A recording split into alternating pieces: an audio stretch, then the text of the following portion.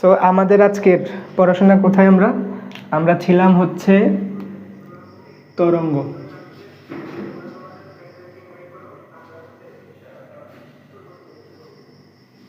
তাই না? তরঙ্গের একটা ক্লাসিফিকেশন হচ্ছে আমরা করছিলাম কি ছিল, সেটা ছিল হচ্ছে যান্ত্রিক তরঙ্গ আর তড়িৎচুম্বক তরঙ্গ। আজকে হচ্ছে কিছুদিন আগে একটা ছেলে বলতেছিল না, কে জানি মেসেজ করছিল যে ভাইয়া অনুদৈর্ঘ্য তরঙ্গ, অনুপ্রস্থ তরঙ্গ। আমরা আজকে অনুদৈর্ঘ্য তরঙ্গ আর অনুপ্রস্থ তরঙ্গ নিয়ে পড়াশোনা করব। এর আগে তোমার একটা জিনিস আমি বলে দিই, হ্যাঁ, সেটা হচ্ছে আগের ক্লাসের রিক্যাপ। সেটা হচ্ছে তরঙ্গ কি করে। তরঙ্গ হচ্ছে যখন কণা কম্পিত হয় তখন তরঙ্গ শক্তিকে সামনের কণায় ট্রান্সফার করে।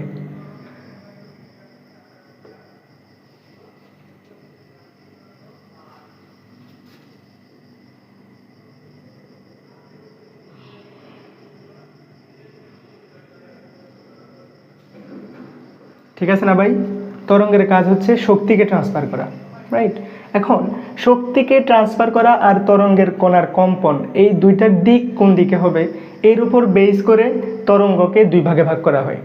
যেটা হচ্ছে একটা হচ্ছে অনুদৈর্ঘ্য তরঙ্গ আর আরেকটা হচ্ছে অনুপ্রস্থ তরঙ্গ। ঠিক আছে, শুরু করো।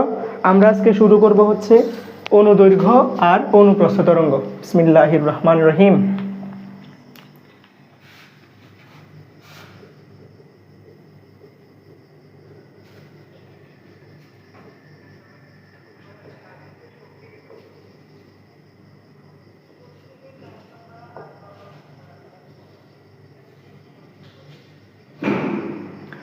একটা তরঙ্গের কথা চিন্তা করো, হ্যাঁ, কোনটা আমরা নেক্সট ক্লাসে আগের ক্লাসে যেই ইয়াটা দিছিলাম, উদাহরণটা দিছিলাম যে একটা পানিতে ঢিল মারলে যেটা হয়।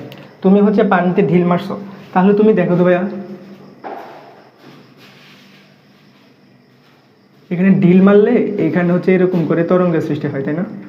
এরকম করে তরঙ্গের সৃষ্টি হয়। এখন এটাকে তুমি একটু দেখো কি হয়। ধরো এটা হচ্ছে একটা তরঙ্গের কণা, যে এখানে স্থির অবস্থায় ছিল। যেখানে সেই স্থির অবস্থায় ছিল, স্থির অবস্থাটাকে বলা হয় হচ্ছে তার সাম্যাবস্থা। সাম্যাবস্থা থেকে যখন সে শক্তি পাবে, সে হচ্ছে এরকমভাবে উপরের দিকে কম্পিত হবে, আবার নিচের দিকে কম্পিত হবে, আবার নিচে আসবে আর কি, এভাবে নিচে আসবে, নিচে এসে নিচের দিকে কম্পিত হবে, আবার সাম্যাবস্থার সামনে আসবে। এখন তুমি যদি এটাকে একটা গ্রাফ দিয়ে প্রকাশ করো,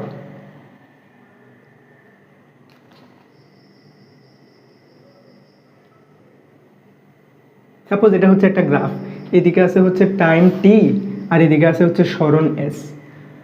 এটা ছিল হচ্ছে তার সাম্যাবস্থা। সাম্যাবস্থা থেকে বস্তুর উপরের দিকে যাচ্ছে, যতই টাইম যাচ্ছে বস্তুর উচ্চতা বাড়তেছে। দেখো একটা সময় পর্যন্ত সর্বোচ্চ উচ্চতায় গেছে, আবার নিচে নামতেছে, সাম্যাবস্থা আসছে। এখন সাম্যাবস্থা থেকে নিচের দিকে নামতেছে, তার মানে এদিকে যাচ্ছে, আবার সাম্যাবস্থা থেকে উপরের দিকে উঠতেছে, মানে সর্বোচ্চ নিচ থেকে আবার উপরের দিকে উঠতেছে। এই যে দেখো, তুমি যদি সময় বনাম সরণ গ্রাফটা দেখো, তাহলে কি দেখতেছো? কণা যখন কম্পিত হচ্ছে তখন তার সরণের সাথে এরকম একটা গার্ড তৈরি হচ্ছে, রাইট? মিলাই দাও সবগুলো কণাকে, এইরকম একটা কার্ভ তৈরি হচ্ছে, রাইট? এখন এই যে কার্ভটা তৈরি হয়েছে, তুমি দেখো তো কণা কম্পিত হচ্ছে উপরে আর নিচে, কিন্তু আমাদের শক্তি সবসময় ট্রান্সফার হয় হচ্ছে সামনের দিকে। মানে শক্তির ট্রান্সফার হয় হচ্ছে আনুভূমিক,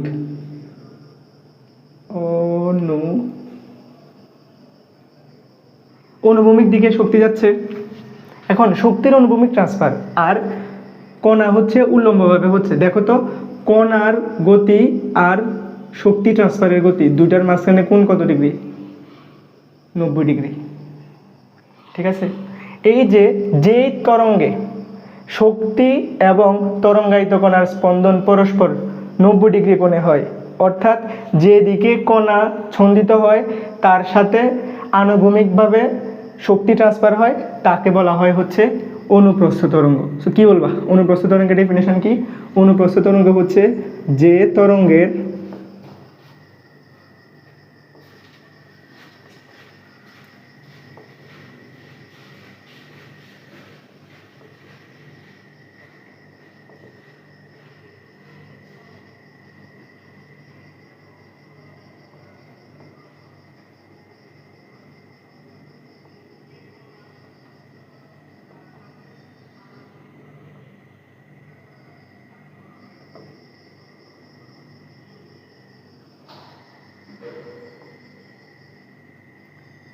যে তরঙ্গের তরঙ্গায়িত কণার কম্পন আর তরঙ্গের দিক হচ্ছে পরস্পর সমকোণ, এটাকে বলবা হচ্ছে অনুপ্রস্থ তরঙ্গ। এখন এরকম অনুপ্রস্থ তরঙ্গ কি আছে?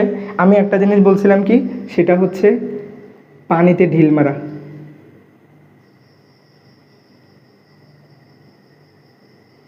বা পানির কম্পন, পানির তরঙ্গ।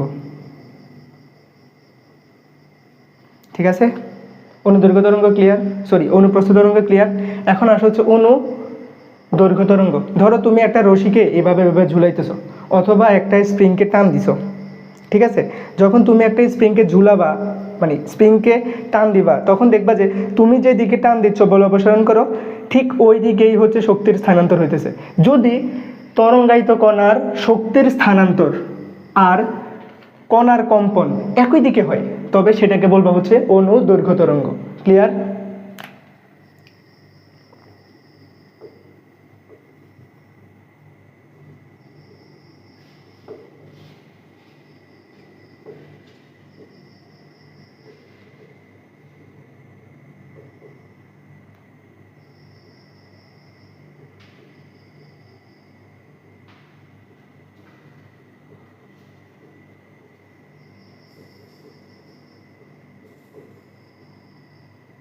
এর এক্সাম্পল কি আছে? প্রথম এক্সাম্পল হচ্ছে শব্দ, 2 নাম্বার কি আছে? স্প্রিং। এই যে তরঙ্গগুলা, এগুলো হচ্ছে অনুদৈর্ঘ্য তরঙ্গ। মাথায় ঢুকছে? এতটুকু কে কে বুঝতে পারছো বলো? তোমাদের কমেন্ট দেখি।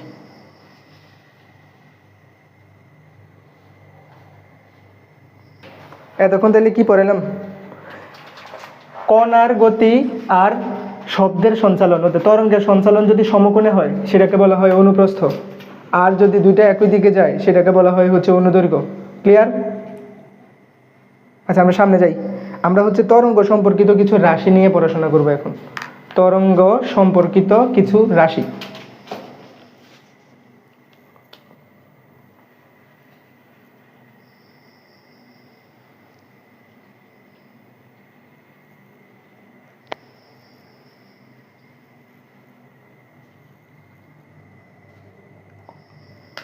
সাপোজ আমরা একটু আগে যে চিত্রটা আঁকছিলাম, এটাকে আবার আঁকো।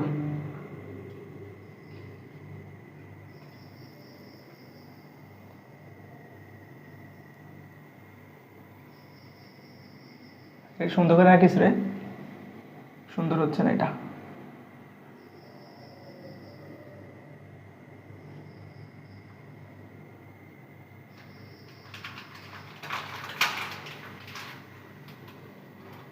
ওকে, এটা হচ্ছে ধরো এদিকে যাচ্ছে হচ্ছে সময় আর এদিকে হচ্ছে স্মরণ। এটা হচ্ছে সময় বনাম স্মরণ একটা গ্রাফ। কেমন? এখন তরঙ্গায়িত কণা যেখান থেকে তার যাত্রা শুরু করছে না, এই বিন্দুটাকে বলা হয় হচ্ছে সাম্য বিন্দু। তরঙ্গায়িত কণা প্রথমে তো স্থির ছিল, পরবর্তীতে তার যাত্রা শুরু করছে। যেখান থেকে তার তরঙ্গের যাত্রা শুরু করছে ওই বিন্দুটাকে তুমি বলবা হচ্ছে সাম্যবিন্দু। এখন ও শক্তি পাইছে, রাইট? শক্তি পাওয়ার পরে এই কণাটা, এটা যে গ্রাফটা তুমি দেখছো, এটা হচ্ছে একটা কণার জন্য গ্রাফ। কণাটা কি করছে? উপরের দিকে উঠতেছে, আবার নিচের দিকে নামতেছে। দেখো, যতই সময় যাচ্ছে কণা উপরের দিকে উঠতেছে। একটা সময় সর্বোচ্চ বিন্দুতে উঠছে। কণা পজিটিভ দিকে, উপরের দিকটাকে ধরি পজিটিভ, নিচেরটাকে ধরি হচ্ছে নেগেটিভ, রাইট? ওয়াই অক্ষের পজিটিভ আর নেগেটিভ দিক। এখন উপরের দিকে যেটা যাচ্ছে সেটা সর্বোচ্চ যে বিন্দুতে যায়, এই বিন্দুটাকে বলা হয় হচ্ছে তরঙ্গ শীর্ষ।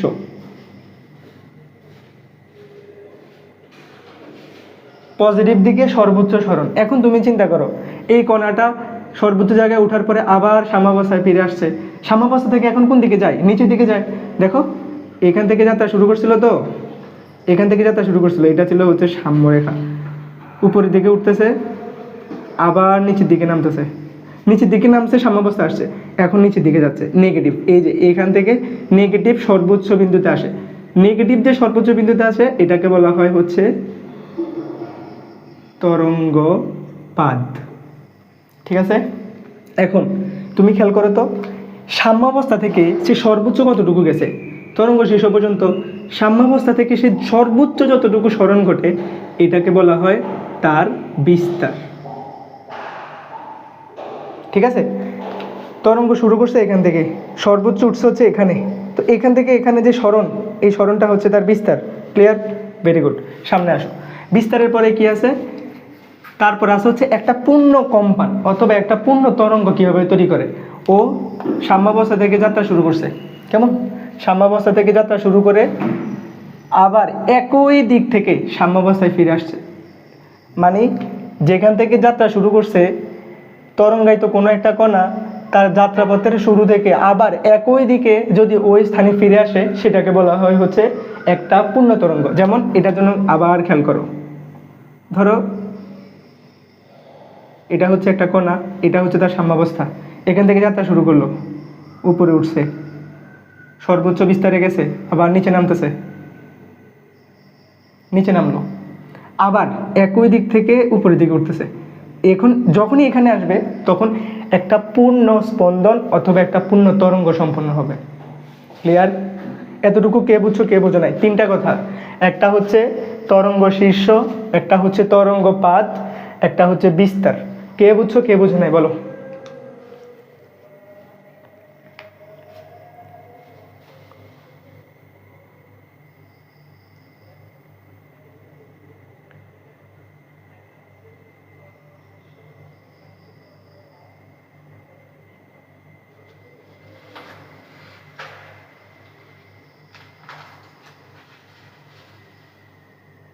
বুঝলাম।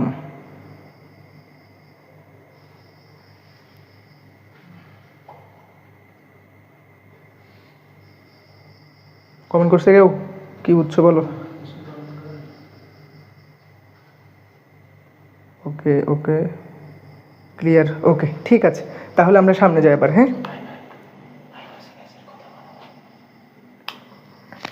সামনে যাই আমরা। একটা একটা করেই ডেফিনেশন দেখতেছি। প্রথম যেটা ছিল সেটা ছিল হচ্ছে আমাদের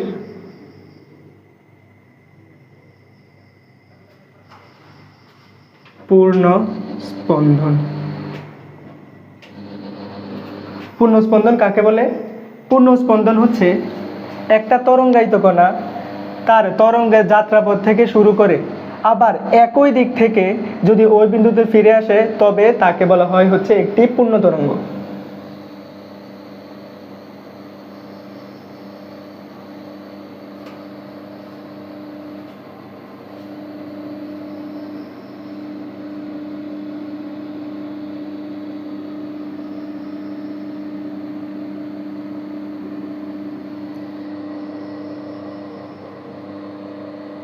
কোনো বিন্দু থেকে যাত্রা শুরু করে আবার একই দিক থেকে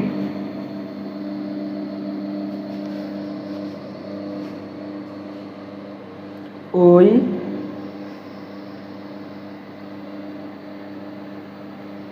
বিন্দুতে ফিরে এলে একে একটি পূর্ণ তরঙ্গ বলে।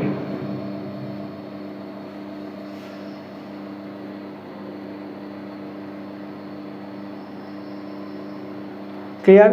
সো এটাকে বলা হয় হচ্ছে একটা পূর্ণ তরঙ্গ। এখান থেকে যাত্রা শুরু করছে, আবার একই দিক থেকে এখানে ফিরে আসছে, এটা হবে হচ্ছে একটা পূর্ণ তরঙ্গ। এটা পুরোটা হচ্ছে একটা পূর্ণ তরঙ্গ। ক্লিয়ার? 2 নম্বরে আসো। 2 নম্বর পড়াশোনা হচ্ছে তরঙ্গের পর্যায়কাল।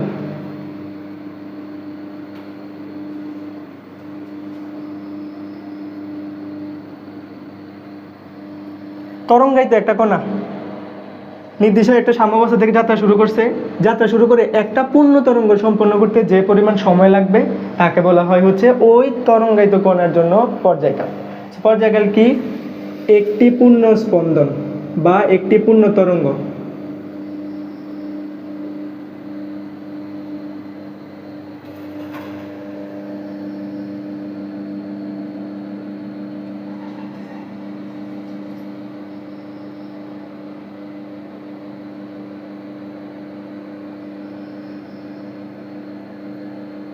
একটি পূর্ণ স্পন্দন সম্পন্ন করতে যে পরিমাণ সময় লাগে তাকে বলা হয় পর্যায়কাল। কেউ বলতে পারবা পর্যায়কালকে কি দ্বারা প্রকাশ করা হয়? পর্যায়কালকে প্রকাশ করা হয় হচ্ছে টি দ্বারা। এখন তুমি আমাকে বলো পর্যায়কালের একক কি হবে? পর্যায়কালের সময়, তাই না? সময়ের একক কি? পর্যায়কাল টি এর একক হবে হচ্ছে সময়ের একক সেকেন্ড। মাত্রা কি হবে?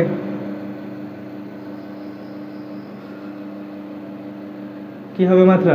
মাত্রা হবে হচ্ছে টি। ক্লিয়ার? এতটুকু কারোর মাথায় ঢুকছে? সবার মাথায়? Very good. সো তোমরা জানো যে তোমাদের ফাহিম ভাইয়ের হচ্ছে নতুন বায়োলজি ব্যাচ শুরু হয়েছে। বায়োলজি ব্যাচে হচ্ছে একদম শুরু থেকে কন্টেন্ট ডিটেলসে পড়ানো হচ্ছে, সাথে এক্সাম নিচ্ছে, দাগানো বই দিচ্ছে। কনসাইজ সাজেশন মানে তোমাদের একটা বোর্ডে কোন কোন টপিক থেকে কী রকম কোশ্চেন আসতে পারে সবগুলো সাজায় দিচ্ছে। সো তোমরা যারা যারা বায়োলজিতে এখনও ফাহিমের সাথে কন্ট্যাক্ট করো নাই, তোমরা ইমিডিয়েটলি ফাহিমের সাথে কন্ট্যাক্ট করো। এটা তোমার জন্য একটা বেস্ট ইনভেস্টমেন্ট হবে, বুঝতে পারছো? তোমাকে বায়োলজিতে A+ পাওয়ার জন্য যা যা জরুরি মেবি ফাহিম সব করতে রেডি আছে, এবং তার যে কন্টেন্ট আমি দেখছি মেসিভ। সো তোমরা এতটুকু বুঝতে পারছো? আমরা সামনে যাব কেমন?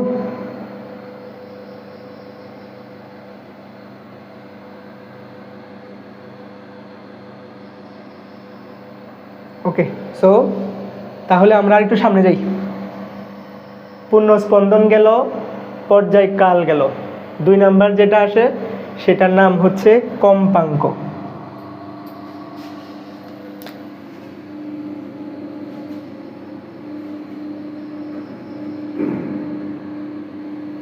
কম্পাঙ্ক কাকে বলে? কম্পাঙ্ক হচ্ছে 1 সেকেন্ডে একটা তরঙ্গায়িত কণা যতটি পূর্ণ স্পন্দন সম্পন্ন করে তাকে বলা হয় তার কম্পাঙ্ক, রাইট?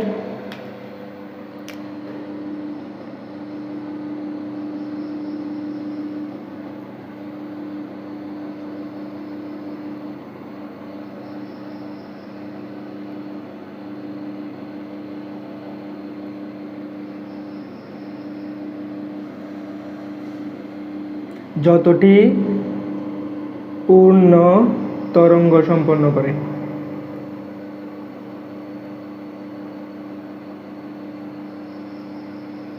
তাকে ওই তরঙ্গের কম্পাঙ্ক বলে।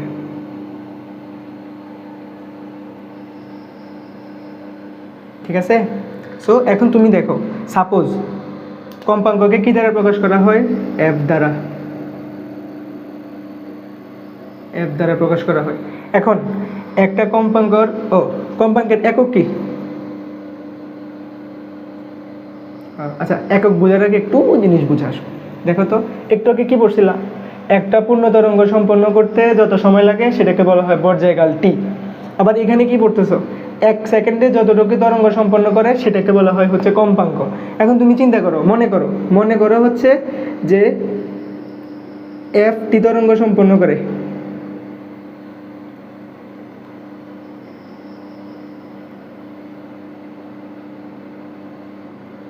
এফ তরঙ্গ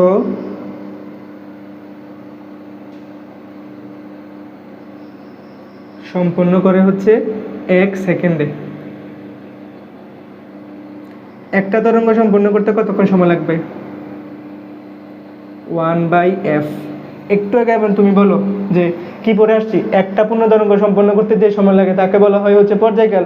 তাহলে কি তুমি বলতে পারো যে এটাই সমান, এটা মানে টি পর্যায়কাল, টি ইজ ইকুয়াল টু 1/f? বলতে পারো না? পারো। এটাকে যদি তুমি সুন্দর করে লেখো, এফটাকে এখানে নাও, টিটাকে এখানে নাও, F is equal to 1/t। বুঝতে পারছো? সুন্দর না? একটা সূত্র পাই গেছো। সূত্রটা কি পাইছো? হয় T is equal to 1/f or F is equal to 1/t। এখন এখান থেকে তুমি সুন্দর করে কি বলতে পারো? দুইটা কথা বলতে পারো। একটা হচ্ছে কম্পাঙ্কের একক কি হবে,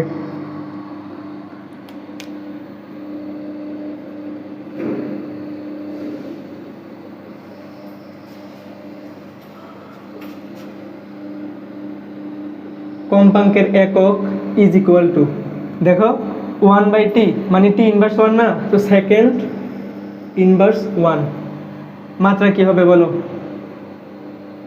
এই যে সেকেন্ড ইনভার্স 1 এটাকে একটা সুন্দর নামে ডাকা হয় কি? Hertz, HZ, hertz. আর মাত্রা কি হবে?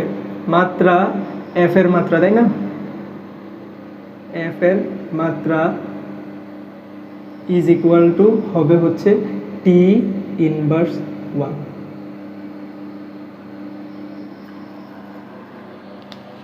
আমরা হচ্ছে তরঙ্গ কম্পাঙ্ক পর্যন্ত শেষ করছি। এরপরে আসো এটা মুছে ফেলি, হ্যাঁ, আবার আঁকবো ছোট করে।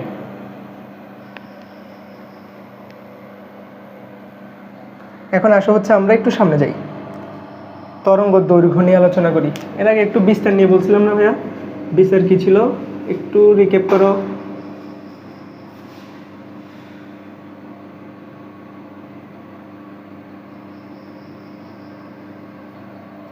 দেখো, বিস্তার ছিল হচ্ছে একটা তরঙ্গায়িত কণা সর্বোচ্চ যে দূরত্ব বা সরণ অতিক্রম করে এটাকে বলা হয় হচ্ছে তার কম্পাঙ্ক।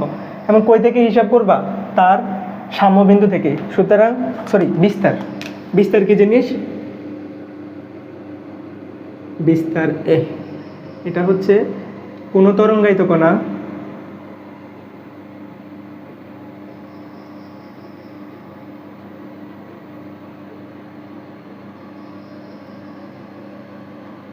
সাম্যাবস্থা থেকে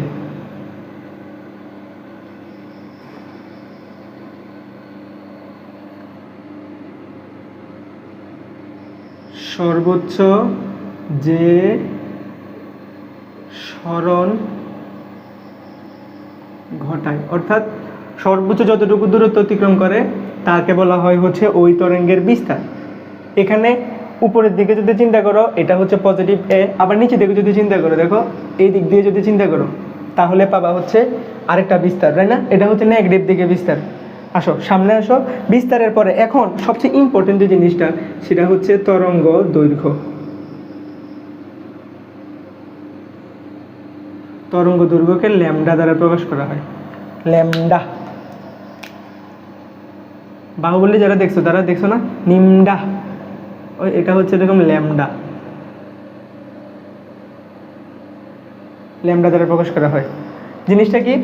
ল্যামডা জিনিসটা হচ্ছে তরঙ্গায়িত একটা কণা প্রতি একটা পূর্ণ তরঙ্গ সম্পন্ন করতে যতটুকু সামনের দিকে অগ্রসর হয়।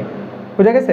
মানে একটা তরঙ্গায়িত কণা একটি পূর্ণ তরঙ্গ সম্পন্ন করাকালে যতটুকু দূরত্ব অতিক্রম করে তাকে বলা হয় হচ্ছে ওই তরঙ্গের তরঙ্গ দৈর্ঘ্য।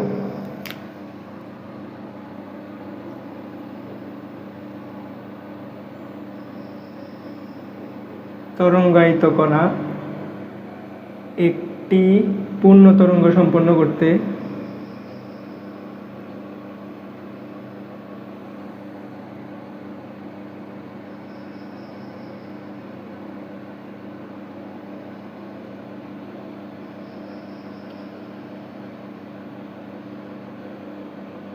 যতটুকু দূরত্ব অতিক্রম করে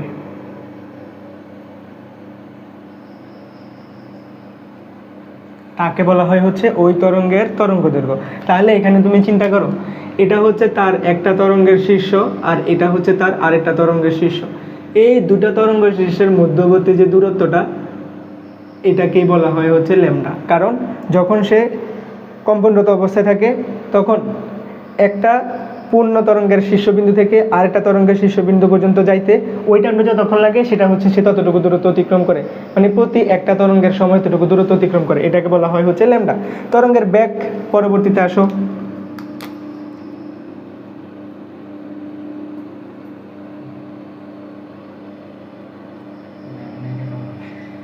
হ্যাঁ, ল্যামডা হচ্ছে একক, মানে এটা হচ্ছে প্রকাশ করা হয়। এখন তুমি যদি বলো ব্যাগকে ভি বলা হয় কারণ ব্যাগের ইংরেজি ভ্যালোসিটি, ওই রকম আর কি, মানে ওইটা হচ্ছে গ্রিক শব্দ অথবা ল্যাটিন শব্দ থেকে আসছে, ওইখান থেকে ল্যামডা বিজ্ঞানীরা আবিষ্কার করছে। যিনি আবিষ্কার করছে তিনি যখন দিছিল আর কি। প্রতীকগুলো আসলে কোনো নির্দিষ্ট স্পেসিফিক কোনো নিয়ম মেনে প্রতীকগুলোকে সিলেক্ট করা হয় না। এগুলো ফাহিম ভাইয়া পড়ে না। আসো, তরঙ্গের বেগ কি? তরঙ্গের বেগ হচ্ছে একটা তরঙ্গায়িত কণা 1 সেকেন্ডে যতটুকু দূরত্ব অতিক্রম করে সেটাকে বলা হয় হচ্ছে ওই তরঙ্গের বেগ। ঠিক আছে?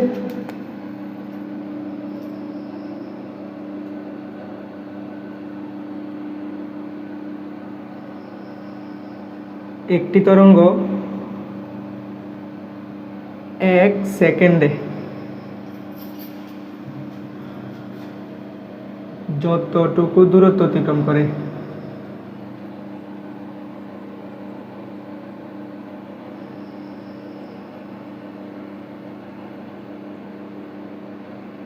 তাকে ওই তরঙ্গের বেগ বলে। এখন তুমি একটু চিন্তা করলে দেখবা যে, খেয়াল করে দেখো তো, কি দ্বারা প্রকাশ করা হয়? ভি দ্বারা প্রকাশ করা হয়। এখন আমরা একটু আগে কি দেখে আসছি, একটু রিক্যাপ করো তো ভাইয়া। 1 সেকেন্ডে যতটুকু দূরত্ব অতিক্রম করে, 1 সেকেন্ডে সে কয়টা কম্পন করে? FT স্পন্দন হয়। 1 সেকেন্ডের স্পন্দন হচ্ছে Fটা। আবার একটি স্পন্দনের সময়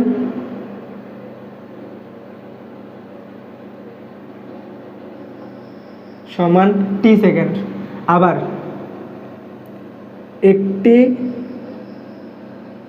স্পন্দনে দূরত্ব, একটা স্পন্দনে কতটুকু দূরত্ব অতিক্রম করে একটু আগে দেখে আসছো, তরঙ্গ দৈর্ঘ্যের সমান সমান হচ্ছে ল্যামডা। এখন দেখো তো, তুমি কি তরঙ্গ ছিল হচ্ছে 1 সেকেন্ডে কতটুকু দূরত্ব অতিক্রম করে? ভি ইজ ইকুয়াল টু একটা স্পন্দনে দূরত্ব অতিক্রম করে হচ্ছে ল্যামডা। আবার 1 সেকেন্ডে টোটাল স্পন্দন দেয় হচ্ছে এফটা, দুটা গুণ করে দাও, তাহলে কি তুমি বলতে পারো ভি ইজ ইকুয়াল টু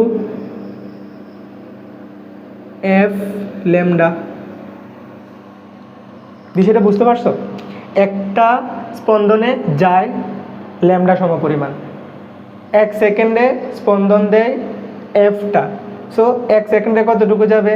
দুটা গুণ করে দাও, ল্যামডা গুণ এফ গুণ করলা। একটু আগে দেখে আসছো ডেফিনেশনে যে তরঙ্গের বেগ হচ্ছে 1 সেকেন্ডে যতটুকু দূরত্ব অতিক্রম করে। সো দুইটা সুন্দর করে লেখো, V is equal two F lambda. এতটুকু কার কার মাথায় ঢুকছে? একদম সুন্দর ডেফিনেশন, সুন্দর উদাহরণ, সুন্দর প্রমাণ। আমরা সামনে যাই। এতটুকু ক্লিয়ার হইলে আমরা একটু সামনে যাই। আসো, লাস্ট টপিক, আজকে দুইটা ম্যাথ করাবো, ছেড়ে দেবো। লাস্টটা হচ্ছে তরঙ্গের সব সূত্র আসবে তো, একটা একটা করে আসুক, না আসলে তো আস্তে আস্তে লিখে দিব, তো তোলা হইলে হবে। সো লাস্ট হচ্ছে তরঙ্গের দশা। দশা কি জিনিস? দশা হচ্ছে তরঙ্গায়িত একটা কণার যে কোনো মুহূর্তে তার অবস্থান, তার বেগ, তার প্রকৃতি, বেগের প্রকৃতি, ত্বরণ এবং সরণ, এগুলাকে সবগুলোকে একসাথে বলা হয় হচ্ছে দশা।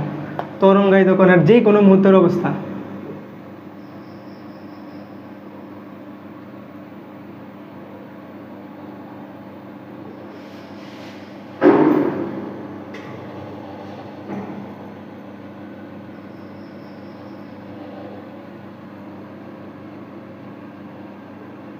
অবস্থাকে ওই তরঙ্গের দশা বলে, মানে ওই মুহূর্তের জন্য হবে হচ্ছে দশা।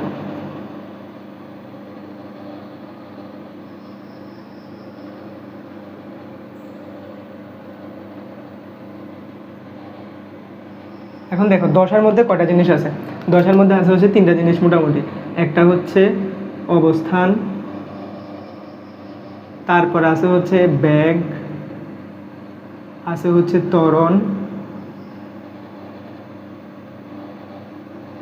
আর লাস্ট আছে হচ্ছে সরণ। সো এই চারটা মিলে তৈরি হয় হচ্ছে একটা তরঙ্গের দশা। ক্লিয়ার? বুঝা গেছে? আমরা হচ্ছে সামান্য একটু ম্যাথ করি, ম্যাথ করে হচ্ছে আজকের জন্য তরঙ্গের যে জিনিসগুলো আছে এগুলো একটু সমাপ্ত করে দিব।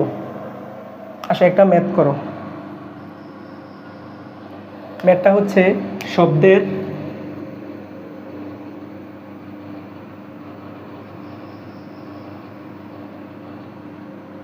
কোনো তরঙ্গের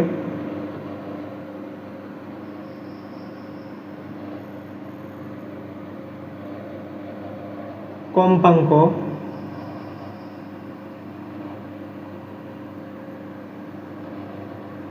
যদি 250 হার্জ হয়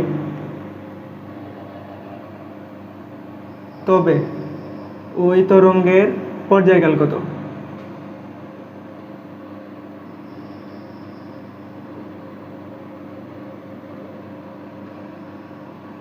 কত? কোশ্চেনটা কি? কোশ্চেনটা হচ্ছে একটা তরঙ্গের কোন তরঙ্গের পর্যায়কাল কম্পাঙ্ক যদি হয় 250 হার্জ তবে তার পর্যায়কাল কত হবে? একটু আগে তুমি একটা সূত্র পড়ে আসছো, মনে আছে কিনা দেখো। পর্যায়কাল T is equal to 1/f। এখানে কি কি দেয়া আছে? এখানে তোমার জন্য দেয়া আছে হচ্ছে কম্পাঙ্ক f is equal two 250, right? এখন t সমান কত হবে? t is equal two 1/250। এখন 1/250 সেকেন্ড বের করে ফেলো। 1/250 ইজ ইকুয়াল টু কত হয়? কে বের করতে পারবা উইথাউট ক্যালকুলেটর? এটা কিন্তু সোজা আছে, তাই না?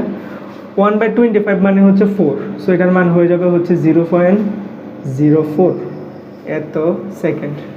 সুতরাং এই ম্যাথের জন্য তোমার পর্যায়কাল হচ্ছে 0.04 সেকেন্ড। ক্লিয়ার? একটা এডিশনাল ইনফরমেশন একটু জেনে রাখো যে 0 ডিগ্রি সেলসিয়াস তাপমাত্রায় শব্দের বেগ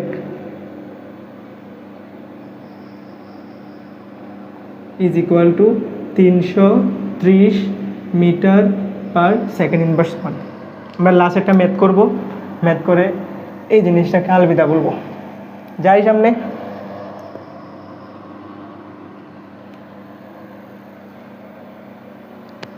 যারা লিখতে পারো নাই তোমরা হচ্ছে পজ করে ভিডিও শেষে লিখে ফেলবা। 2 নাম্বারটা হচ্ছে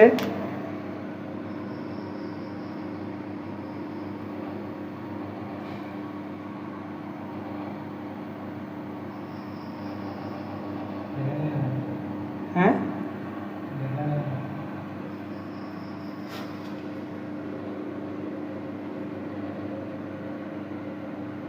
কোন শব্দের তরঙ্গ দৈর্ঘ্য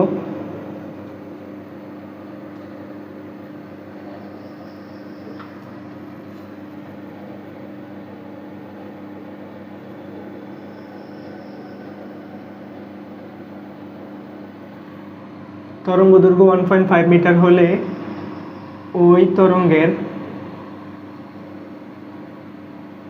পর্যায়কাল কত?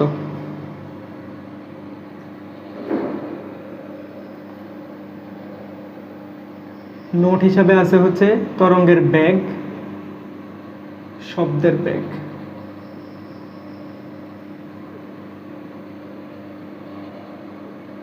তিনশো 40 মিটার পার সেকেন্ড ইনভার্স 1। এই ম্যাথটা কে করতে পারবা বলো?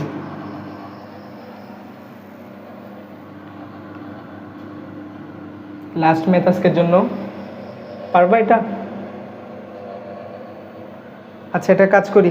এটা হচ্ছে তোমরা বাড়ি কাজ হিসাবে করে দিবা, ঠিক আছে? সবাই গ্রুপে পোস্ট করবা। আর আমরা যে ক্লাস করাচ্ছি এটা তোমাদের বন্ধুদেরকে জানাবা। তারপরে হচ্ছে তোমাদের যারা ফ্রেন্ড আছে তাদেরকে ইনভাইট করবা ক্লাস করার জন্য, কেমন? সো আজকের জন্য এতটুকুই থাক। আমরা নেক্সট ক্লাস থেকে শব্দ তরঙ্গ শুরু করব, শব্দ নিয়ে কথাবার্তা শুরু করব। আর হচ্ছে অনেক ম্যাথ করব, মানে আমরা হচ্ছে এখানে যত টাইপের ম্যাথ আসতে পারে সবগুলোই করাবো ইনশাল্লাহ। আজকের জন্য এতটুকুই রাখি, কেমন? আল্লাহ হাফেজ।